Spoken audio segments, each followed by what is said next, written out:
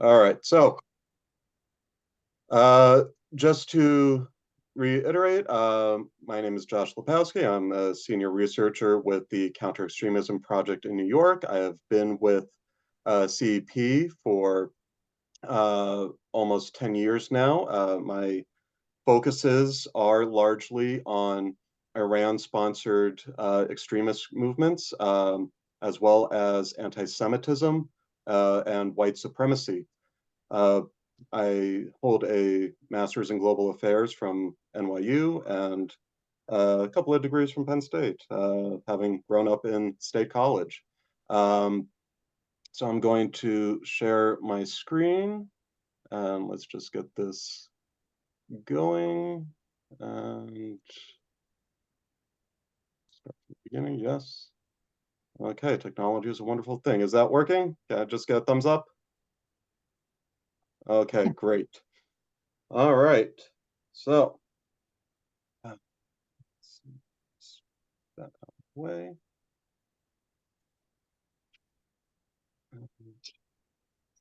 All right. Um, so April 5th marks the 5th anniversary of John Ernest's horrific attack on the Chabad house in Poway, California, on the last day of Passover. He broke into the Chabad, killing one and wounding three others. Ernest claimed inspiration from Brennan Tarrant, who had killed 51 people during twin mosque shootings in New Zealand the previous month. Tarrant subscribed to a white nationalist philosophy called the Great Replacement, which postulates that non-European migrants threaten to replace the dominant white European culture. In Tarrant's manifesto, also entitled The Great Replacement, he wrote about the crisis of mass immigration and how it would, quote, ultimately result in the complete racial and cultural replacement of the European people. These attacks followed shortly after Robert Bauer's October 2018 murder of 11 people at the Tree of Life Synagogue in Pittsburgh, in what was the worst attack on Jewish life in the United States. White nationalist groups have attempted to define a broader white European ethnic identity prevalent in the Western world that transcends national borders. They believe that identity is threatened by non-European invaders who want to uproot the dominant culture and implant their own. Tarrant focused his hatred on Muslims, but others, like John Ernest and Robert Bowers in Pittsburgh, have included Jews as part of the perceived foreign threat. On January 15th, 2022, Malik Faisal Akram took 4 hostages at Congregation Beth Israel in Colleyville, Texas. He demanded the release of Afia Siddiqui, an accused al-Qaeda conspirator serving an 86-year sentence in a federal prison in Texas. Unlike Bowers, Akram allegedly did not harbor ill will toward Jews specifically. He believed that Jews held political influence and could secure Siddiqui's release. Both attacks targeted the Jewish community, but from different angles. Both Bowers and Akram held misconceptions of Jewish influence. Bowers sought to curb it, Akram sought to exploit it. In both cases, they were influenced by historic accusations about Jewish power. These attacks did not occur in a vacuum. According to a 2020 survey by the American Jewish Committee, 37% of respondents believed anti-Semitism in the United States was a serious problem, while 51% believed it to be somewhat of a problem. The poll also found that 82% of Jews believed anti-Semitism had increased in the past 5 years. A 2019 a 2019 audit by the Anti-Defamation League recorded more than 2,100 acts of assault, vandalism, and harassment reported across the United States. It was the highest recorded number of anti-Semitic incidents in the United States since the ADL began tracking data in 1979, and those numbers have only gotten worse. A 2020 survey by the Conference on Jewish Material Claims Against Germany found that 11% of Americans under 40 believed the Jews were responsible for the Holocaust. 15% said they thought the Holocaust was a myth or had been exaggerated. In New York State, 20% of adults under the age of 40 felt that Jews had caused the Holocaust. On October 7th, 2023, Hamas carried out the worst attack on Jewish life since the Holocaust, killing approximately 1,200 people. In response, Israel declared war on Hamas and launched an assault to uproot the terrorist group from the Gaza Strip.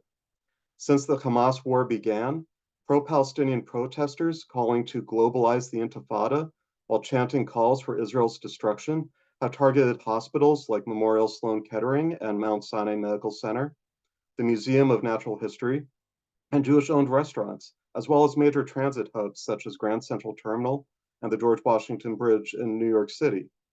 Law enforcement and anti-Semitism monitors noticed a massive spike in anti-Semitism since the October 7th attacks, as protesters have not only unleashed anger toward Israel, but also at Jewish individuals, institutions, and businesses, as well as institutions only tangentially linked to Israel. Last month, the Secure Community Network, or SCAN, the official safety and security organization of the North American Jewish community, announced it had logged a record 5,404 incidents in 2023. This is 112% higher than 2022's total of 2,551 anti-Semitic incidents and more than double the ADL's record in 2019. Of those 5,404 incidents, 2,628 were recorded after the October 7th attack. In October 2023 alone, SCAN recorded 772 incidents, a 109% increase from the 368 reports recorded in September, and the highest single month total in SCAN's almost 20-year history of tracking data. The 2023 numbers included almost 200 swatting incidents and false bomb threats targeting Jewish institutions and Jewish leaders across the country. For those unfamiliar, swatting is a practice of calling in false alarms to elicit a SWAT team response, tying up resources, disrupting routines, and potentially putting lives at risk. In total, SCAN recorded 998 swatting incidents and false bomb threats in 2023, a 768% increase from 2022. The numbers are indicative of deeper attitudes that are coming to the surface. The attacks on Pittsburgh, Poway, and Colleyville stunned the American public, but they were only part of the explosive rise in anti-Semitic incidents in the United States. Over the course of this talk, we're going to break down who and what is driving anti-Semitism. But first, the first thing we need to do to understand the threat of anti-Semitism is to agree on what it is. In 2016, the International Holocaust Remembrance Alliance adopted a working definition of anti-Semitism, which has since been adopted or endorsed by more than 30 nations, including the United States, and hundreds of organizations. According to that definition, anti-Semitism is a certain perception of Jews which may be expressed as hatred toward Jews. Rhetorical and physical manifestations of anti-Semitism are directed toward Jewish or non-Jewish individuals and or their property, toward Jewish community institutions and religious facilities. The IRA listed 11 examples of how anti-Semitism manifests, including, but not limited to, calling for, aiding, or justifying the killing or harming of Jews, accusing Jews as a people of responsibility for the real or imagined crimes of an individual, accusing Jews of being more loyal to Israel than the nation in which they live, and denying the Jewish people the right to self-determination. Incidents like Poway and Pittsburgh are blatantly anti-Semitic and easy to condemn, but anti-Semitism is not always so recognizable. The far right is responsible for the majority of violent anti-Semitic attacks in the United States, but anti-Semitism can be just as present in the far left, and on college campuses, the far left has largely driven anti-Semitism under the guise of anti-Zionism. But far right and far left are relatively new terms when looking at the world's oldest hatred. To fully understand the roots of anti-Semitism, we have to go back a few thousand years. You're all muted, so I'm imagining that slide elicited a small chuckle, at least I hope. Seriously though, there is a lot to cover here. We can trace anti-Semitism back to biblical times and argue the Pharaoh's enslavement of the ancient Israelites was one of the first major anti-Semitic incidents. Pharaoh feared the Israelites were growing too large and would either rise up against Egypt or side with Egypt's enemies. His answer was to enslave the Israelites. But we only have 90 minutes, so let's skip ahead just a few centuries. Christianity and Islam both acknowledge their historical roots in Judaism and base their own validity on the ideas that Jews have either rejected God or have been rejected by God, allowing room for the creation of new covenants presented by those religions. Both religions, in their earliest incarnations, viewed Jews through a lens of rejection. The Jews rejected Jesus as the Messiah, and thus a new covenant was established to replace the old. As a result, Jews remained at the same time a part of and separate from the rising Christian civilization in Europe, as they were limited socially, professionally, and politically. Like Christianity, Islam has promoted the notion of Jewish rejection.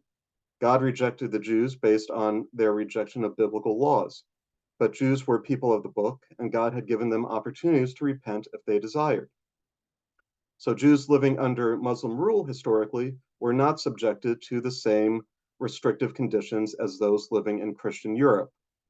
Even so, Jews in Islamic societies were still largely relegated to second-class status at best. The collapse of the Ottoman Empire and the subsequent establishment of the State of Israel in 1948 further changed the landscape of the Islamic world. Now, we can spend the entire hour discussing the roots of the conflicts in the Middle East, and we would not even scratch the surface. So, keeping the discussion focused on modern times, let's focus on the role of Islamist terrorism in the context of the Israeli-Arab conflict. Groups like Hamas and Palestinian Islamic Jihad claim their goal is the liberation of Palestine, but deeper look at their rhetoric and actions shows that they are more upset by the creation and existence of a Jewish state than by the treatment of the Palestinians. Hamas is a Palestinian offshoot of the Muslim Brotherhood, a group that seeks the political domination of Islam. The establishment of a Jewish state is anathema to groups like Hamas, which refuse to acknowledge Israel has a right to exist on any borders. Hamas's original 1998 charter reads, Israel, Judaism, and Jews challenge Islam and the Muslim people. The charter further accuses Jews of using their money to buy control of global media, while Article 22 specifically accuses Jews of responsibility for World War I and the destruction of the last Islamic caliphate, the Ottoman Empire. The Hamas charter justifies its blatant anti-Semitism by drawing on sections of the Quran and the Hadith, a collection of practices and philosophy attributed to the Prophet Muhammad.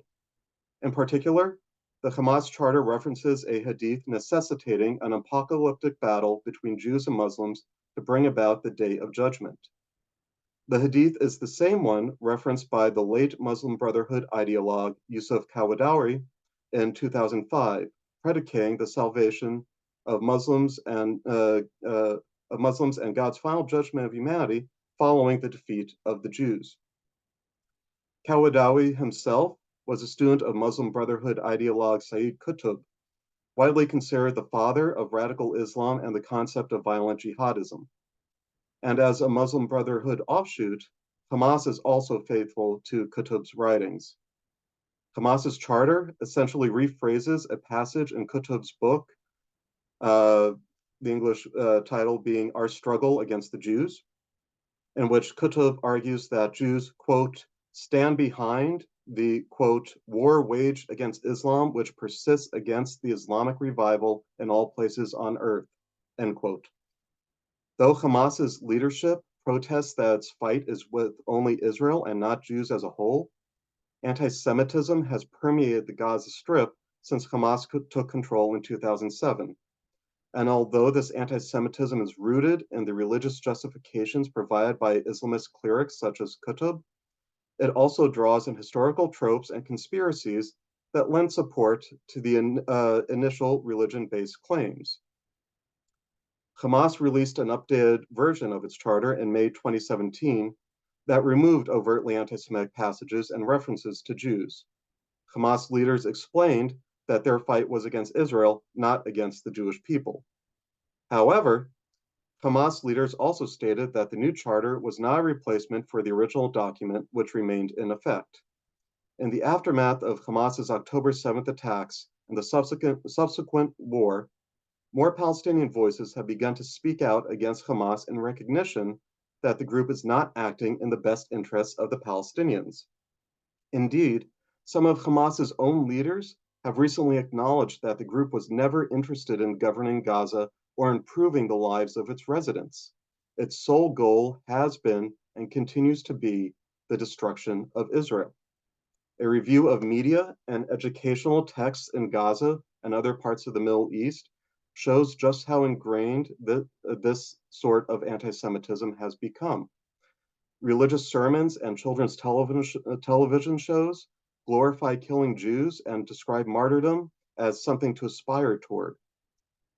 This hatred is driven not by concern for the Palestinians, but a deeply rooted belief that God has rejected the Jews.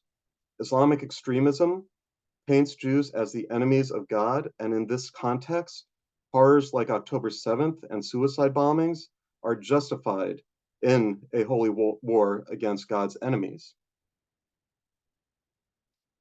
In Christian Europe, Jews found themselves subjected to restrictions on where they could live, the jobs they could hold, and how they could dress.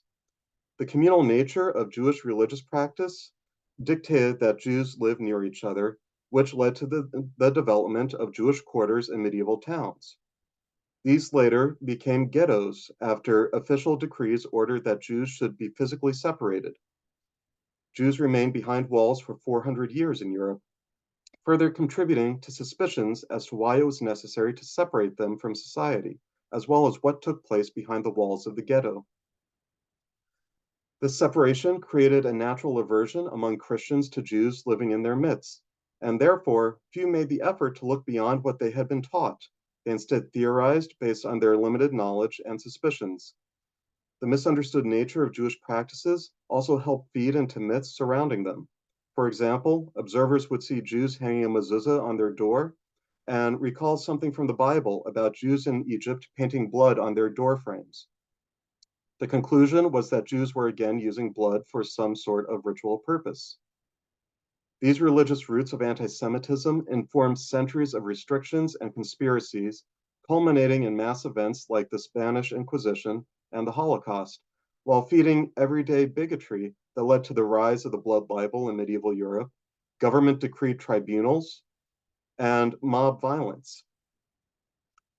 By the dawn of the 21st century, Jewish political fortunes had wholly shifted. Jews enjoyed unprecedented political and economic freedoms and had reestablished their biblical homeland in Israel.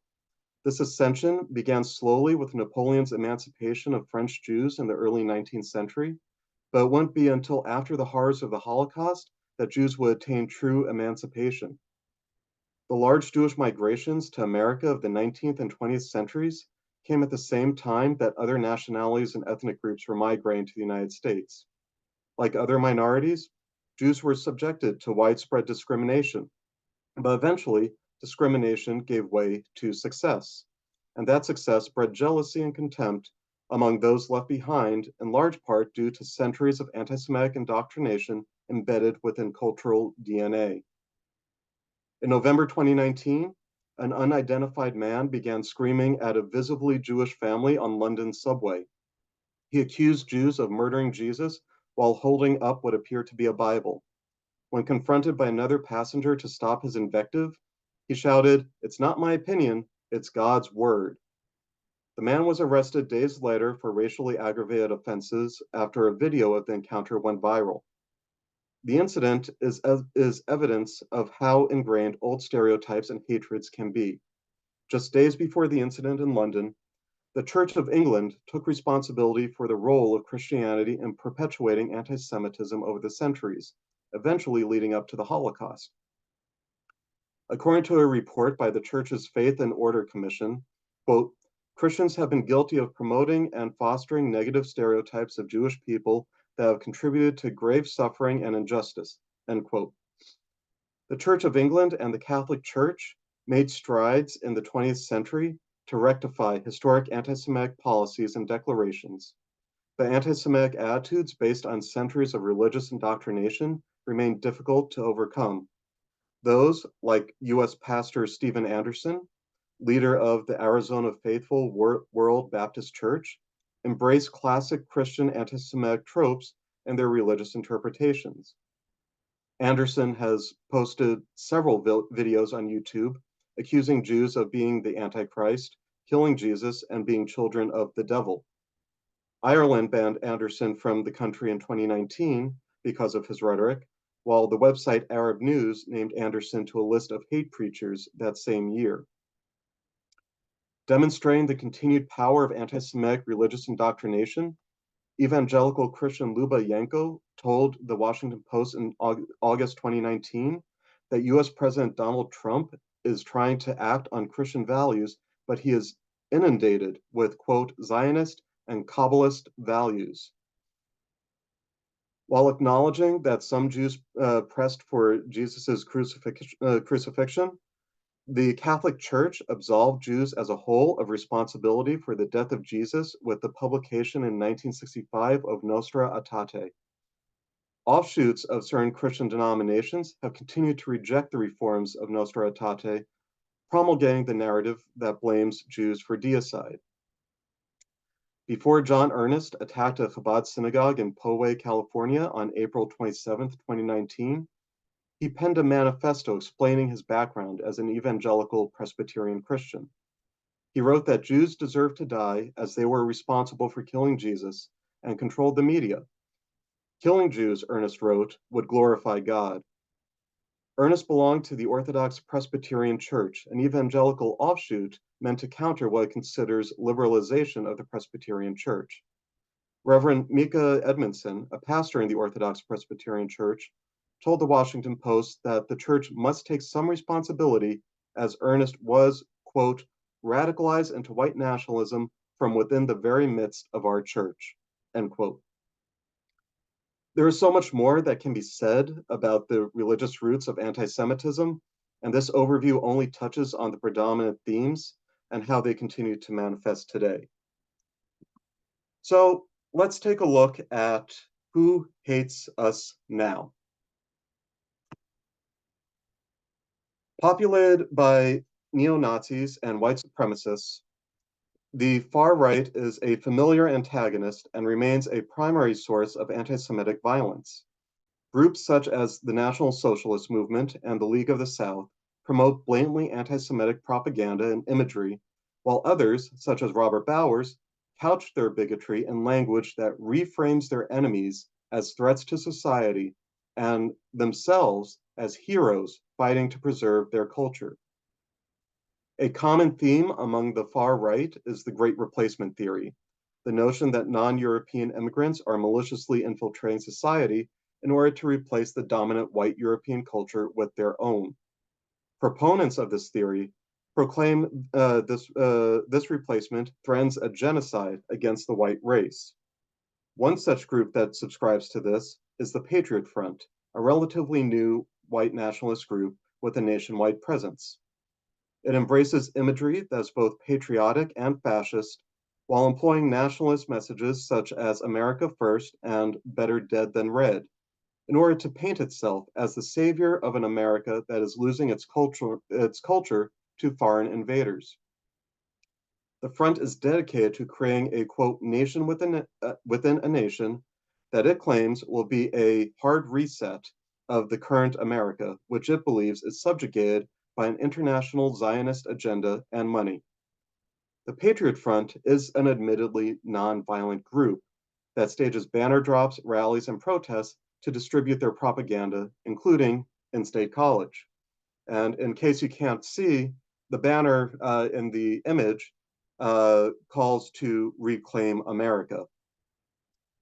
But these kinds of actions only go so far, and the replacement theory has also attracted those who feel the need to take more concrete action to end what they consider the genocide of the white race, such as Robert Bowers did. After the Holocaust, the Hebrew Immigrant Aid Society, HIAS, helped many Jewish refugees resettle in the United States. HIAS brought my own mother and her parents out of the Bergen-Belsen displaced persons camp and helped them resettle in New Jersey. Today, HIAS continues its mission helping refugees around the world. Robert Bowers accused of bringing foreign invaders into the United States. Thus, he saw his horrific actions against the Jewish community as part of a crusade against those supporting the supposed invasion. He framed his attack in Pittsburgh as striking back against these Jewish forces he saw as destroying the culture of his country. While the far right's anti-Semitism is overt and thus easy to identify and condemn, the left and far left has embraced anti-Semitism under a guise of anti-Zionism, harkening back to the IRA example of denying Jews the right to self-determination. Traditionally, the American Jewish community has been drawn to left-wing ideologies and causes because of the idea of tikkun olam, the concept of repairing the world. Nonetheless, the left has mainstreamed strands of anti-Semitism through its embrace of social justice causes. Israel and its supporters have become a favored target among the far left, which holds that oppressive Zionists in Israel, the Jewish nation state, symbolize colonialism and oppression. After Hamas's October 7th, 2023 attack, Israel declared war on Hamas and launched an assault to uproot the terrorist group from the Gaza Strip. Since the Hamas war began, pro-Palestinian protesters calling to globalize the Intifada while chanting calls for Israel's destruction have targeted hospitals, museums, and transit. Last month, pro-Palestinian protesters swarmed outside the Memorial Sloan Kettering Children's Hospital, accusing it of supporting genocide, while directing their followers to move closer to windows where pediatric cancer patients stood wondering what they had done to deserve this. Jewish university students have reported fearing for their safety as protesters have targeted campuses. In October at Cooper Union, Jewish students were forced to lock themselves into a library as protesters pounded on the building's doors and shouted, "Free, free Palestine." At Cornell, Jewish students locked down after a threat against the Jewish community. Jewish students have found themselves targeted by those seeking to punish all Jews for the actions of the Jewish state. On campuses, the group Students for Justice in Palestine immediately took an adversarial position toward Israel after the October 7th massacre by praising the attack as a, quote, historic win for the Palestinian resistance, end quote, that broke the, quote, artificial barriers of the Zionist entity, taking with it the facade of an impenetrable settler colony and reminding each of us that total return and liberation to Palestine is near, end quote. SJP called on its 200 chapters across North America, including at Penn State, to, quote, join the call for mass mobilization. In November, Brandeis University became the first private university to ban SJP from campus, citing the group's support for Hamas, which is not protected by the university's free speech policies. Columbia University followed suit in suspending its chapters of SJP and the left-wing anti-Zionist group Jewish Voice for Peace for repeated violations of university policies, largely centered around a November 8th, quote, die-in that disrupted classes. This was not the first time SJP has been entangled in controversy. In April 2019, members of the Emory University chapter of SJP posted fake eviction notices in Emory's residence halls and off-campus housing in protest against Israeli demolitions of Palestinian homes. Not every door received an eviction notice, however. Jewish leaders on campus argued that only housing that was identifiably Jewish received the notices.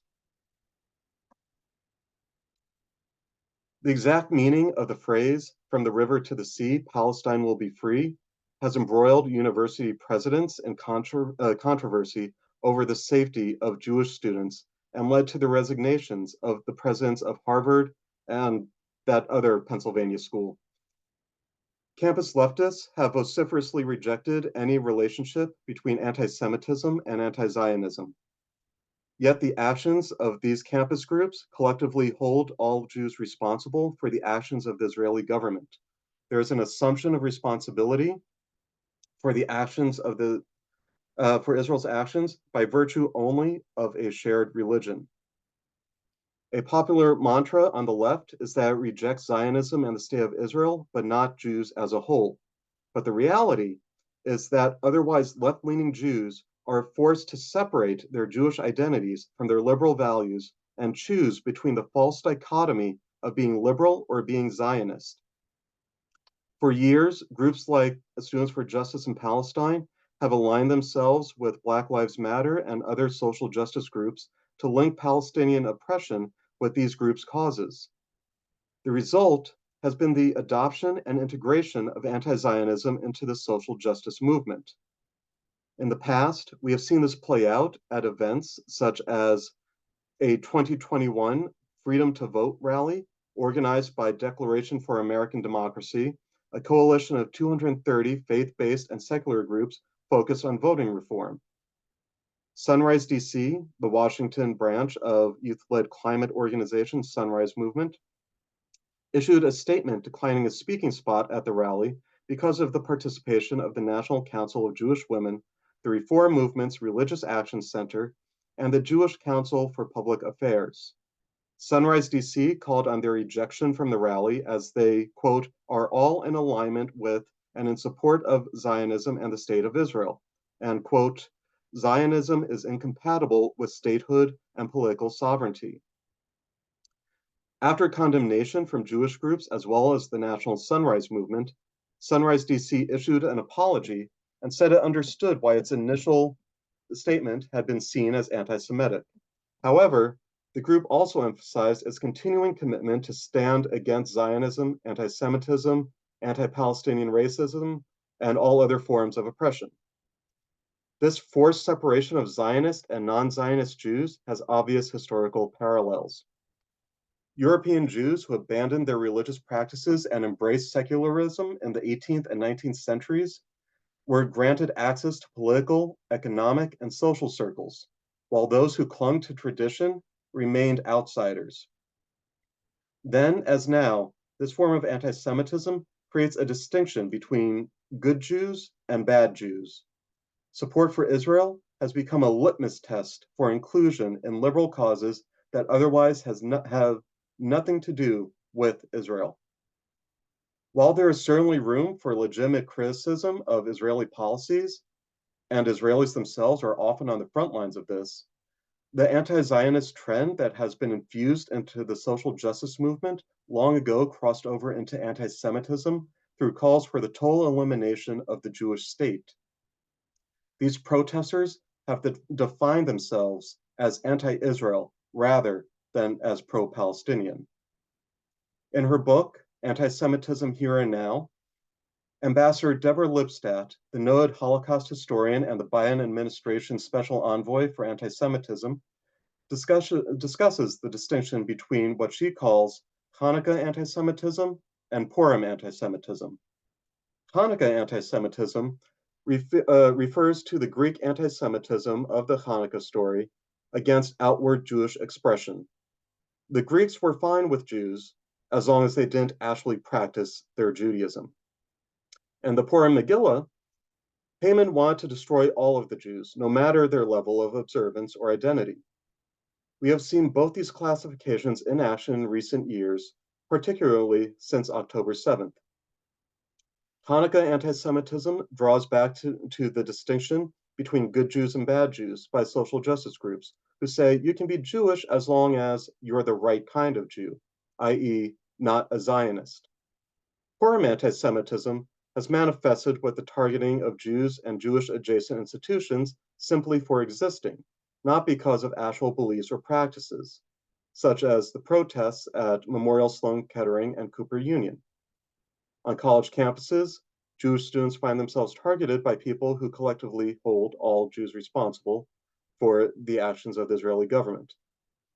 This devotion to social justice has given rise to certain celebrities on the left who promote anti-Semitism as they champion just causes. Some left-wing groups have become bedfellows with blatantly anti-Semitic organizations out of a sense of shared oppression. The Women's March, for example, has had to issue multiple explanations of its former leader's affiliation with the Nation of Islam and its leader, Louis Farrakhan, who has made numerous vicious anti-Semitic statements over the course of several decades. Now, we've skipped over quite a bit of history, only briefly touching on some of the key actors and themes in the long history of anti-Semitism.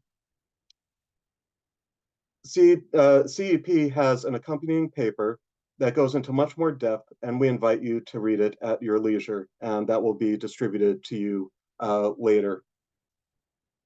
But to bring this all together now, let's find the common denominator among the far right, the far left, and religious anti-Semitism.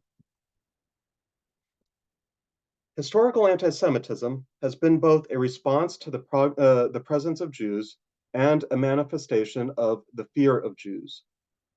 What we see in the world today is very much the same anti-Semitism we have witnessed for thousands of years, but repackaged to fit modern narratives. At the core of anti-Semitism, what we see is a fear of perceived Jewish power and strength. The Jew is the enemy that needs to be defended against. The Jew is controlling and influencing the system. The Jew is responsible for the ills of the world.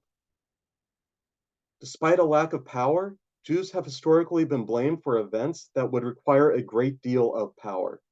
Historical Christian anti-Semitism is rooted in the belief Jews were responsible for the death of Jesus, assigning Jews not only the power to sway the Roman government, but to also commit deicide.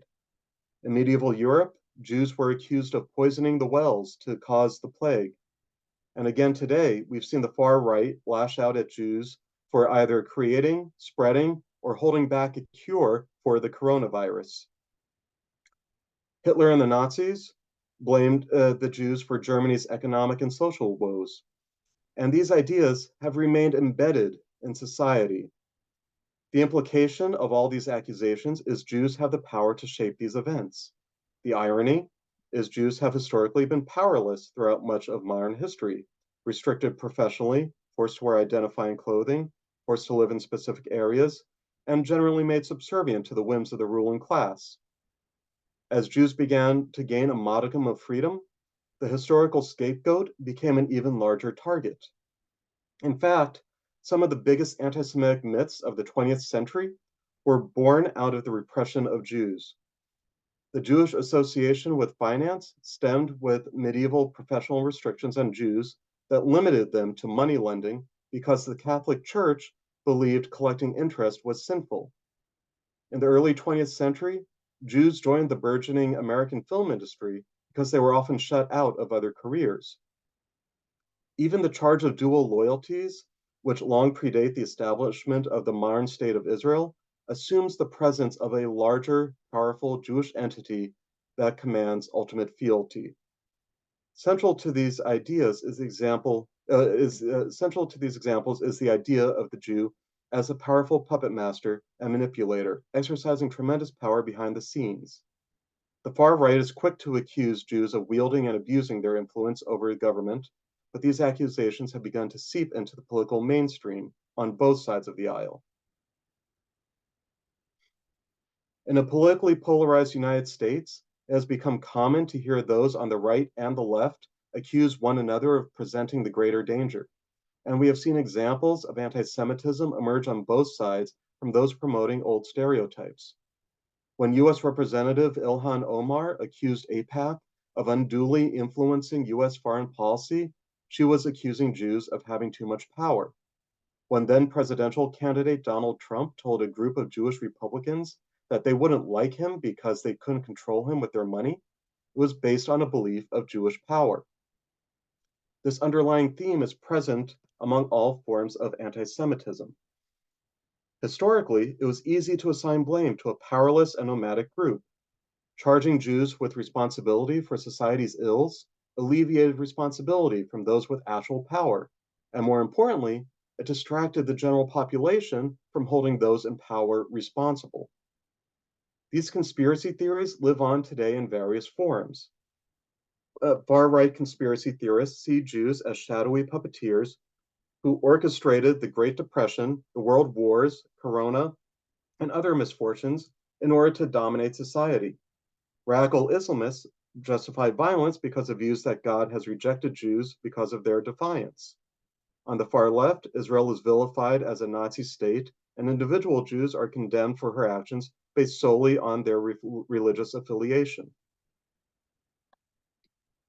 The result of this type of rhetoric is people like Pittsburgh shooter Robert Bowers and others like him taking it upon themselves to strike back against these perceived enemies to reclaim that power, or hate crimes against Jews under the guise of social justice, or predominantly in the Middle East, suicide bombings and car rammings against Israelis.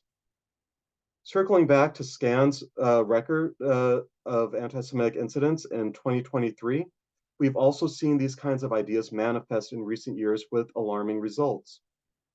In 2017, white nationalists marched through the streets of Charlottesville, Virginia, chanting, "You will not replace us."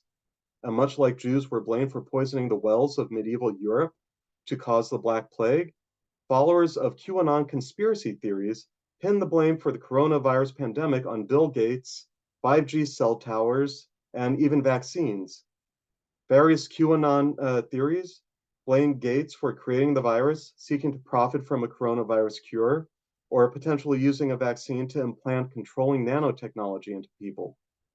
While QAnon theories may not yet be specifically targeting Jews, they mirror the same pernicious tropes of secretive, manipulative cabals seeking global domination that anti-Semites have used against Jews for millennia. Recognizing anti-Semitism in all its forms, as well as what drives it, is the first step toward pushing back and finally eradicating the world's oldest hatred. Combating anti-Semitism means recognizing it and vociferously condemning it. It is incumbent on us all to educate ourselves to recognize anti-Semitism in all its forms and disguises and to speak out forcefully. All of us, students, professors, lay leaders, rabbis, dishwashers, and pizza delivery drivers, have a role to play in this fight because history has shown that Jews may be the first target, but they are never the last. We all have a responsibility to eradicate this hatred. As Hillel said, if I am not for myself, who will be for me? Because for those who feel insecure in their current place in the modern world, and especially for those who wish to manipulate unease in order to gain power for themselves, the Jew continues to be a convenient target.